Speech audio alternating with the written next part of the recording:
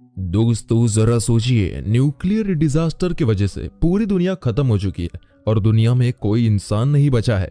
लेकिन एक आइलैंड में सिर्फ एक लड़का और 6 लड़कियां किसी तरह से जिंदा बच गए हैं और ह्यूमैनिटी को आगे बढ़ाने की जिम्मेदारी इस एक लड़के और उन 6 लड़कियों के हाथों में है। आज की मूवी आफ्टर द डार्क में हम कुछ ऐसा ही देखेंगे। मूवी की शुरुआत में हम जेम्स और पेट्रा को देखते हैं। पेट्रा अपनी क्लास के लिए वहां से निकलते हुए जेम्स को कहती है कि दोबारा मत सोना वरना तुम लेट हो जाओगे, और फिर वो वहां से चली जाती है। शायद जेम्स थक गया था इसलिए वो सो जाता है और जब उसकी नींद खुलती है तो वो देखता है कि वो क्लास के लिए लेट हो चुका है। वो भागता हुआ क्लास पहुंचता है जिसमें वो बिल्कुल एंड मोमेंट पर पहुंच जाता है। इन सभी की फिलॉसफी की क्लास चल रही थी। इनका प्रोफेसर जिमिट था। आज सभी बच्चों की लास्ट क्लास थी। जिमिट बोलता है कि उन्हें इस साल जो भी पढ़ाया गया उसका प्रैक्टिकल चेक करने का समय आ चुका है। वो कहता है कि हम सभी लोग एक माइंड एक्सरसाइज करेंगे जिससे ये पता चलेगा कि आप लोगों ने जो पढ़ा है उसमें क्या सीखा है। स्टूडेंट्स अलग अलग सिचुएशन सजेस्ट करते हैं, जैसे समझ लो एक रेल की पटरी पर 5 लोग बंधे हुए हो और दूसरी पटरी पर एक आदमी बंधा हुआ हो, तो बेहतर है कि ट्रेन को एक आदमी की तरफ बढ़ा दिया जाए क्योंकि 5 लोगों के मरने से बेहतर है कि एक ही मरे। दूसरा कहता है कि सिचुएशन ऐसी भी हो सकती है कि ट्रेन की पटरी के सामने एक बहुत मोटा आदमी खड़ा हो जिसे धक्का देकर उसे ट्रैक पर गिरा दे तो उस ट्रेन अपनी पटरी से ही उतर जाएगी जिससे 5 लोग बच जाएंगे। एक लड़की सिचुएशन सजेस्ट करती है जिसमें वो एक बिल्डिंग से गिरने वाली है और खुद को बचाने के लिए उसने अपने 3 दोस्तों को कांटेक्ट किया। वो तीनों उसे बचाते नहीं क्योंकि उसे बचाते हुए वो खुद भी बिल्डिंग से गिर जाएंगे, और जैसे ही वो लड़की बिल्डिंग से नीचे की तरफ गिरती है वो बच जाती है और उसे पता चल जाता है कि अपने इन तीनों दोस्तों पर वो कभी भरोसा नहीं कर सकती। इसी तरह की कुछ सिचुएशंस बाकी स्टूडेंट सजेस्ट करते हैं, लेकिन जिमिट कुछ अलग ही सिचुएशन को डिस्कस करना चाहता है। वो कहता है कि अर्थ पर एपोकैलिप्स आया है जिसमें हर जगह न्यूक्लियर बॉम्ब्स गिराए जा रहे हैं। बचने के लिए सिर्फ एक बंकर है जिसमें 1 साल तक टाइम स्पेंड करना होगा। मोटिव सिर्फ जिंदा बचने नहीं बल्कि ह्यूमन रेस को यही बचे हुए लोग 1 साल के बाद आगे बढ़ाएंगे। लेकिन उस बंकर की कैपेसिटी सिर्फ 10 लोगों की है और प्रॉब्लम यह है कि ये लोग 21 है। ऑब्वियसली 21 लोग बंकर में आ सकते हैं, लेकिन 1 साल तक इनफ रेशन और ऑक्सीजन ना होने की वजह से कुछ लोगों को खुद को सेक्रीफाइस करना होगा। ये पूरी एक्सरसाइज एक इमेजिनेशन के अंदर होगी। सभी क्लासरूम में होंगे लेकिन उसके सीन्स उनके माइंड में चलेंगे। वो लोग इस एक्सरसाइज को डिस्कस करते हुए करेंगे, लेकिन हमें मूवी में ये सीन्स के रियल जैसे दिखाया गया है, लेकिन ये सिर्फ उनकी इमेजिनेशन रहती है। अब हम जानते हैं कि ये सिर्फ 21 लोग हैं, लेकिन बंकर में सिर्फ 10 लोग रह सकते हैं। बंकर में कौन रहेगा और किसे खुद को सेक्रीफाइस करना होगा वो उसका प्रोफेशन डिसाइड करेगा। जिमिट एक बॉक्स से सभी को रैंडम चीट्स निकालने को कहता है जिसमें एक प्रोफेशन लिखा है। जिस इंसान के प्रोफेशन का फायदा उन्हें फ्यूचर में मिलेगा उसे बंकर में रहना अलाउड है और बाकी लोग बाहर रहेंगे। जैसे कि जेम्स एक फार्मर है जो एपोकैलिप्स खत्म होने के बाद अपनी फार्मिंग स्किल से खेती करके फूड सप्लाई बढ़ाएगा। पेट्रा एक स्ट्रक्चरल इंजीनियर है तो वो भी फ्यूचर में काफी कम आएगी, इसलिए उसको जिंदा रहना जरूरी है। एक लड़का इलेक्ट्रिशियन है तो बंकर के अंदर इलेक्ट्रिक डिफॉल्ट्स में वो हेल्प कर सकता है। लेकिन जो फैशन डिजाइनर है या जो रियल एस्टेट एजेंट है या जो एक ऐसे प्रोफेशन से बिलोंग करता है जो इतना यूजफुल नहीं है, उसे बंकर में जाने की लेस प्रायोरिटी दी जाएगी। एक लड़के का प्रोफेशन तो पोइट है तो जिमिट उसे तुरंत शूट करके मार देता है। जिमिट कहता है कि ये हमारे साथ बंकर में जाएगा नहीं, इसलिए ये बाहर न्यूक्लियर रेडिएशन से तड़प तड़प कर वैसे भी मर ही जाएगा, इसलिए बेटर है कि उसे अभी मुक्त कर दिया जाए। फ्रेंड्स, आपको फिर से बता दूं कि ये सब रियल में नहीं हो रहा है बल्कि ये सिर्फ एक क्लासरूम डिस्कशन है जिसके सीन्स हमें दिखाए जा रहे हैं। अब सभी लोग वोट करते हैं कि कौन उनके प्रोफेशन के बेस पर जाने के लिए एलिजिबल है और कौन नहीं। जॉर्जिना एक डॉक्टर है जिसके लिए सब वोट करते हैं। चिप्स नाम का लड़का एक कारपेंटर है जो बंकर में जाने के लिए एलिजिबल है। आखिर में क्योंकि जिमिट के पास वाइल्ड कार्ड है इसलिए सभी उसके फेवर में वोट करते हैं, क्योंकि क्या पता उसके पास कोई सीक्रेट इंफॉर्मेशन हो जिसकी जरूरत उन 10 लोगों को पड़े। अब हमारे पास वो सभी लोग हैं जो अगले 1 साल तक बंकर में रहेंगे और वो लोग हैं जो बंकर के बाहर रहकर न्यूक्लियर बॉम्ब से खत्म होंगे। जेम्स कहता है कि हम लोगों को बंकर में जाने से पहले कुछ देर के लिए अकेला रहना चाहिए। वो पेट्रा के साथ टाइम स्पेंड कर ही रहा था कि उसने गोली चलने की आवाज आती और वो देखता है कि जिमिट ने उन सभी लोगों को गोली से मार दिया था जो लोगों को बाहर रहना था। बाकी सभी लोग प्लान बनाते हैं और बंकर के अंदर पहुंच जाते हैं और जिमिट के वहां पहुंचने से पहले दरवाजा बंद कर देते हैं क्योंकि जिमिट उनके लिए अब खतरा लग रहा था। अब ये सभी लोग बंकर के अंदर अपना काफी टाइम स्पेंड करते हैं। एक दिन पेट्रा बाहर जाकर देखती है कि जिमिट न्यूक्लियर रेडिएशन की वजह से जल चुका था। वो बताता है कि बंकर के एग्जिट कोड सिर्फ उसे पता है और फिर वो वहीं पे अपना दम तोड़ देता है। जब बाकी सभी को ये बात पता चलती है तो उनमें से एक डोर को खोलने वाली थी, लेकिन बाकी उसको रोकते हुए कहते हैं कि दरवाजा खोलते ही रेडिएशन की वजह से सभी मारे जाएंगे। वो सभी सोचते हैं कि शायद जिमिट झूठ कह रहा है, इसलिए वो दरवाजा नहीं खोलता। इसके बाद हम देखते हैं कि दिन बीतते चले जाते हैं, महीने बीते चले जाते हैं और जिमिट की बॉडी टाइम के साथ साथ डिकम्पोज होती चली जाती है। फाइनली जब एक साल पूरा होता है तो अर्थ खुद को दोबारा रिकवर कर चुका था, लेकिन जब ये सभी लोग बंकर से बाहर निकलने की कोशिश करते हैं तो वो पासकोड मांगता है, यानी कि जिमिट सच बोल रहा था। अब ये लोग अंदर बंद हो चुके हैं, लेकिन ये लोग हार नहीं मारते और अलग अलग तरह से दरवाजे को तोड़ने की कोशिश करते हैं। गोलियां चलाते हैं, रॉड से मारते हैं, लेकिन दरवाजा खुलता नहीं।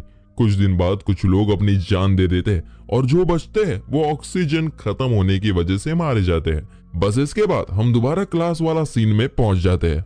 चिप्स जिमिट से कहता है कि ऐसा क्यों हुआ कि एग्जिट कोड सिर्फ उसके पास ही थे। जिमिट उन्हें बताता है कि उसका प्रोफेशन कंस्ट्रक्शन का था और वो बंकर उसने ही बनाया था, जिस वजह से उसे उसका एग्जिट कोड मालूम था। वो कहता है कि अब एक और बार हम ये करेंगे, सब कुछ तो सेम ही रहेगा, कोई बदलाव नहीं होगा, लेकिन जो कार्ड सबके पास है उसे ओपन करने पर एक और स्पेसिफिकेशन लिखी हुई है जो नेक्स्ट राउंड के लिए इस बात का डिसाइड करेगी कि कौन बंकर में जाएगा और कौन बंकर के बाहर रहेगा।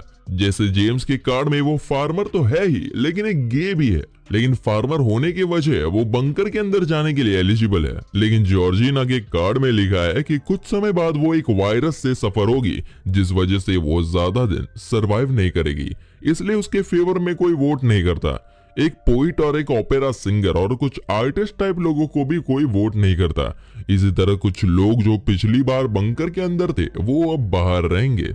अब हम दोबारा से सिचुएशन के अंदर थे जहां जिमिट दोबारा चालाकी से बंकर से गन लेकर अपने पास रख लेता है और दोबारा पोइट को शूट कर देता है। वो लोग दो ग्रुप में डिवाइड हो जाते हैं, एक तरफ वो लोग जो बंकर के अंदर जाएंगे और दूसरी तरफ वो लोग जो बंकर के बाहर ही रहेंगे। जॉर्जिना जिमिट से कार की चाबी मांगती है और बाकी लोगों के साथ वहां से भागने की कोशिश करती है, लेकिन वो सब लोग न्यूक्लियर धमाके से मारे जाते हैं। जिमिट और बाकी सब बंकर के अंदर आ चुके थे। पेट्रा रात को देखती है कि जेम्स अपने बेड में नहीं है। जब वो उसे ढूंढते हुए जाती है तो वो देखती है कि जेम्स जैक नाम के लड़के के साथ इंटीमेट हो रहा था क्योंकि वो गे था।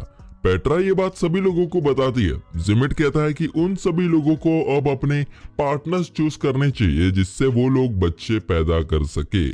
ह्यूमन स्पीसीज इससे ही आगे बढ़ेगी। सभी लोग इस पर एग्री होते हैं। सभी लड़कियां अपने पार्टनर्स चूज करते हैं, लेकिन पेट्रा अकेली रह जाती है तो उसे जिमिट को पार्टनर बनाने के लिए कहा जाता है। पेट्रा भी मान जाती है और जिमिट के साथ जाती है। जेम्स शॉक हो जाता है और उसे रोकने की कोशिश करता है, मगर खुद वो भी किसी और के साथ इंटीमेट हुआ था। ऐसे ही कई दिन बीत जाते हैं जब सभी अपने पार्टनर्स के साथ इंटीमेट होते हैं, लेकिन अब तक कोई प्रेग्नेंट नहीं हुआ। इसलिए जिमिट एक ऐसा पॉइंट रखता है जिससे सब हैरान और परेशान हो जाते हैं। वो कहता है कि अब हर लड़की हर लड़के के साथ इंटीमेट होगी ताकि कोई ना कोई प्रेग्नेंट हो जाए। वो कहता है कि ह्यूमन स्पीसीज को बचाना ही हमारी प्रायोरिटी है। इस बात से सब परेशान थे क्योंकि उन्हें अपने पार्टनर से लगाव था और वो नहीं चाहते कि उनका पार्टनर किसी और के साथ इंटीमेट हो। बोनी जो कि सिचुएशन में एक सोल्जर है और उसकी मेमोरी काफी शार्प है, वो जिमिट से कहती है कि वो और किसी के साथ इंटीमेट नहीं होगी और अगर उसने उसके साथ जबरदस्ती करने की कोशिश करी तो वो उसे जान से मार देगी। जिमिट इस बात को अपनी ईगो पर ले लेता है और गन लेकर सभी लोगों को रूम से बाहर निकालता है। वो बोनी पर गन तान देता है, लेकिन जैक जो कि अंदर ही छुपा हुआ था जिमिट से लड़ता है और इसी लड़ाई में वो जिमिट को घायल कर देता है। जिसके बाद जिमिट बाहर दरवाजे पर आकर खड़ा होता है। वो देखता है कि बंकर के बाहर आग लगी हुई थी, धमाके हो रखे थे। वो पासकोड डालता है और डोर ओपन करता है, जिससे अचानक धमाका हो जाता है और वो सभी लोग वही मर जाते हैं। और हम दोबारा पहुंच जाते हैं क्लासरूम में। सभी लोग थक चुके थे क्योंकि वो लोग इस एक्सरसाइज को सक्सेसफुल नहीं कर पा रहे थे। चिप्स कहता है कि हमें दोबारा ट्राई करना चाहिए, हम इससे बेहतर कर सकते हैं। तभी जेम्स जिमिट से कहता है कि जब उसने सभी लोगों को फर्स्ट टाइम कार्ड दिए थे तो उसने खासा क्यों था। जेम्स को कुछ गड़बड़ लगता है, इसलिए वो कार्ड्स वाले बॉक्स को चेक करता है तो उसे पता चलता है कि जिमिट ने उसके साथ चालाकी की और जानबूझकर उसे चालाकी से फार्मर और गे का कार्ड पकड़वाया। जिमिट जेम्स को पसंद नहीं करता और ये साबित करना चाहता था कि वो बेवकूफ है जिसमें बिल्कुल भी समझ नहीं है। जेम्स सभी को जिमिट की सच्चाई बताता है और कहता है कि जिमिट ने चीटिंग की है, इसलिए वो एक और राउंड करना चाहता है। लेकिन बाकी स्टूडेंट्स मना करते हैं। पेट्रा सबसे इंटेलिजेंट स्टूडेंट है क्लास की। वो कहती है कि इस बार वो इंचार्ज बनना चाहती है और डिसाइड करना चाहती है कि कौन बंकर के अंदर रहेगा और कौन बाहर। सभी स्टूडेंट्स उस पर भरोसा करते हैं, इसलिए उसकी बात मानते हैं। हम दोबारा से सिचुएशन के अंदर जाते हैं जहां सब लोग इस बार एक आइलैंड पर थे जहां भी न्यूक्लियर हमला होने वाला था। जिमिट दोबारा से गन्स को छुपा लेता है। हम देखते हैं कि पेट्रा जिमिट के पास जाती है और उसे हक करती है। इस बार पेट्रा पोइट को, ओपेरा सिंगर को, कार्ड खेलने वाले लड़के को, सभी उन लोगों को बंकर के अंदर भेजती है जिनके पास कोई टेक्निकल स्किल्स नहीं है। जिमिट उसके डिसीजन को गलत बताता है। जैसे पेट्रा ने एक फैशन डिजाइनर को बंकर के अंदर रखना चाहा क्योंकि फैशन डिजाइनर को कपड़ों की समझ होती है और सही कपड़े पहनने से सेल्फ एस्टीम बूस्ट होगा जिसका असर सिविलाइजेशन पर पड़ता है। उसने इस तरह के 10 लोगों का ग्रुप बनाया जिसमें जेम्स भी था लेकिन जिमिट नहीं था। पेट्रा ने खुद को भी बंकर से बाहर रखा। जिमिट बंकर के अंदर जाना चाहता है इसलिए वो भड़क कर अपनी गन निकालने वाला था, लेकिन उसकी गन पेट्रा ने उसे हक करते हुए चोरी कर ली थी। वो पेट्रा से गन लेकर जेम्स को शूट करने वाला था कि जेम्स उस पर और बड़ी गन तान देता है और उसे जाने के लिए कहता है। जिमिट कहता है कि उन लोगों को पासपोर्ट की जरूरत तो पड़ेगी जो सिर्फ मुझे पता है, लेकिन बोनी कहती है कि उसे पासपोर्ट पता है क्योंकि पिछली बार जब जिमिट ने बाहर निकालने के लिए पासपोर्ट डाला था तब बोनी ने उसे देख लिया था और शार्प मेमोरी की वजह से उसे याद भी था। ये सुनकर जिमिट वहां से चला जाता है। इसके बाद जेम्स पेट्रा को बंकर के अंदर आने कहता है, लेकिन पेट्रा नहीं मानती और कहती है कि यहाँ से थोड़ी दूर एक आइलैंड है, हम लोग बोट से वहां चले जाएंगे।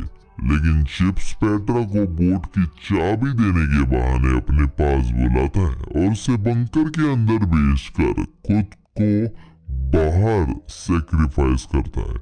इधर ये सभी लोग बोट से निकल पड़ते हैं। पेट्रा और बाकी सब लोग इस बार अंदर काफी बढ़िया टाइम स्पेंड करते हैं क्योंकि इस बार वहां सब लोग आर्टिस्ट थे। वो लोग प्लेस पढ़ते हैं, पोइट अपनी पोइट्री सुनाता है, वो सब लोग काफी खुश थे और इसी तरह दिन बीत जाते और 1 साल पूरा हो चुका था। लेकिन जब वो बाहर आते हैं तो देखते हैं कि सब कुछ वैसा ही था। बॉम्ब उनके आइलैंड पर गिरा ही नहीं। जिमिट कहता है कि वो सभी लोग इसके बाद भी जल्दी मारे जाएंगे क्योंकि उन लोगों के पास कोई ऐसे टेक्निकल स्किल्स है ही नहीं जिससे वो वहां से निकलने के लिए कुछ बना पाए और ना ही वो इस आइलैंड पर ज्यादा दिन सरवाइव कर पाएंगे। लेकिन पेट्रा इससे अलग सोचती है। वो कहते हैं कि मैंने लॉजिक से नहीं बल्कि अपने दिल से फैसला लिया था, ये सोचकर कि हम जितना समय जिंदा रहे उतना टाइम खुशी से तो रहे, हम लोग मौत को भी खुशी खुशी एक्सेप्ट कर लेंगे। सिचुएशन के अंदर हम देखते हैं कि उनके पास एक बॉम्ब गिरता है। जेम्स मौत को एक्सेप्ट करके उसका बटन दबाने वाला था कि गन लेकर जिमिट वहां पहुंचता है जिसके बाल काफी बढ़ चुके थे और जो अभी तक जिंदा था उसके सिर्फ एक गोली बची थी जिससे वो जेम्स को मारने वाला था कि सभी लोग जेम्स को बचाने के लिए उसके आगे आ जाते हैं और बॉम्ब का बटन दबा देते हैं, जिससे वहां धमाका हो जाता है। इधर चिप्स अपने साइड की सिचुएशन बताता हुआ कहता है कि वो लोग बोट से दूसरे आइलैंड में पहुंच चुके थे, जिसके बाद बचे हुए लड़कों के किसी न किसी तरह मौत हो गई और वो अकेला 6 लड़कियों के साथ बचा था। उसके पास उन सब के साथ एक एक दिन इंटीमेट होने की अपॉर्चुनिटी थी और वो एक एक करके रोज लड़कियों के साथ इंटीमेट होता था और 7वें दिन आराम करता था। बस इसी तरह से उसने उस आइलैंड में अपना टाइम निकाला। ये सुनकर सब हंसने लगते हैं। क्लास अब खत्म हो चुकी थी और जिमिट की बोलती भी बंद हो चुकी थी। सभी अपनी नोटबुक सबमिट करके बाहर निकलते हैं। वेट कीजिए, ट्विस्ट अभी भी बाकी है। हम देखते हैं कि पेट्रा सबके जाने के बाद जिमिट के पास आती है और हमें यहाँ पता चलता है कि पेट्रा का अफेयर जिमिट के साथ चल रहा था। इसलिए जिमिट को जेम्स से जलन होती है क्योंकि पेट्रा जेम्स से प्यार करती है। पेट्रा उसे लास्ट टाइम किस करती है और वहां से चली जाती है। हम देखते हैं कि जिमिट अपने रूम में आता है जहाँ एक गन रखी हुई थी। हमें गोली चलने की आवाज सुनाई देती है। असल में ये भी जिमिट की एक इमेजिन की हुई एक सिचुएशन थी और इसी तरह की कुछ सिचुएशंस वो देखता है, जिसके बाद ये माइंड बेंडिंग मूवी यही खत्म होती है। कमेंट करके बताइए आपको ये मूवी कैसी लगी और इस तरह की बेहतरीन एक्सप्लेनेशन देखने के लिए हमारे चैनल को सब्सक्राइब जरूर